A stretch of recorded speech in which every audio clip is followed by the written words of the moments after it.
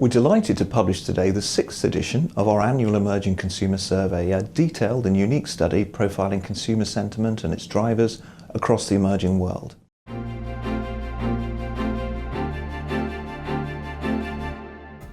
To undertake this project, Credit Suisse has again partnered with global market research firm Nielsen to conduct nearly 16,000 face-to-face interviews across 9 emerging economies, they being Brazil, China, India, Indonesia, Mexico, Russia, Saudi Arabia, South Africa and Turkey. Given investor sentiment is showing signs of improving in emerging markets after what had been a torrid 2015, the survey allows returning investors a focus on the opportunities that exist within one of the most powerful investment themes in the emerging world.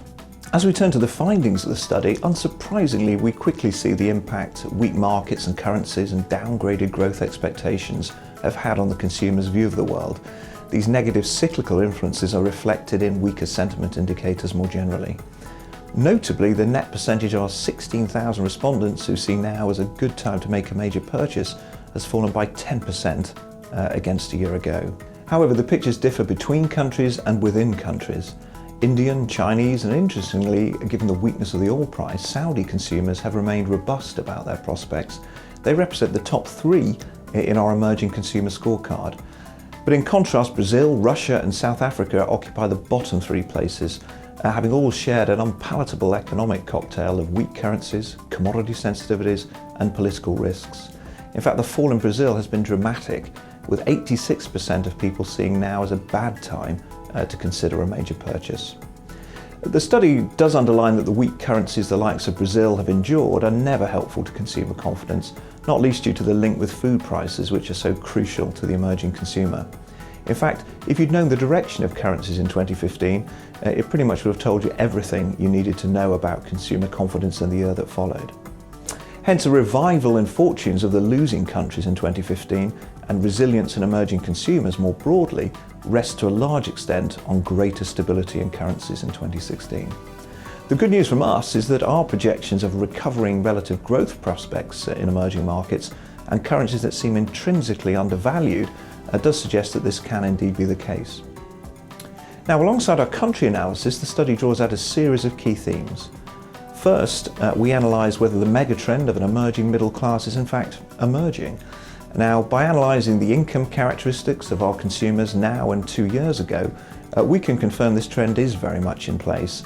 We find over 300 million more across our survey countries have moved into middle income territory and in turn driving new consumption patterns and tastes. Second, the one factor that most clearly characterises an optimistic versus a pessimistic consumer is indeed his or her age. In pretty much every country we look at, the income prospects offered by the youngest age brackets in a given country are the most bullish. Hence, understanding the plans and tastes of this consumer, particularly in the biggest economies, is the key for any investor.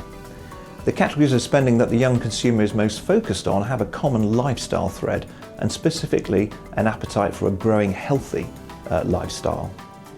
Third, e-commerce and connectivity is a huge theme for us, particularly in economies where formalised retailing isn't an established feature. In fact, we illustrate that the online retail markets across the key surveyed countries can more than triple revenues to reach $2.5 trillion by 2025. And against this background, India stands out as the great e-commerce opportunity with potential to follow the roadmap set for it by China's development. Fourth, and finally, you can't talk about the consumer and not consider brand development. The survey provides a wealth of information indeed in this area, but if we had to pick out one theme from our brand's work, it would be the trend in place in our top-ranked country of India. And indeed, the key word here is premiumisation. The same aspirational spending we've associated with an emerging middle class in wealthier economies is now developing apace in really what is a low GDP per capita country. For further information and to access the full report, please go to the Credit Suisse Research Institute website.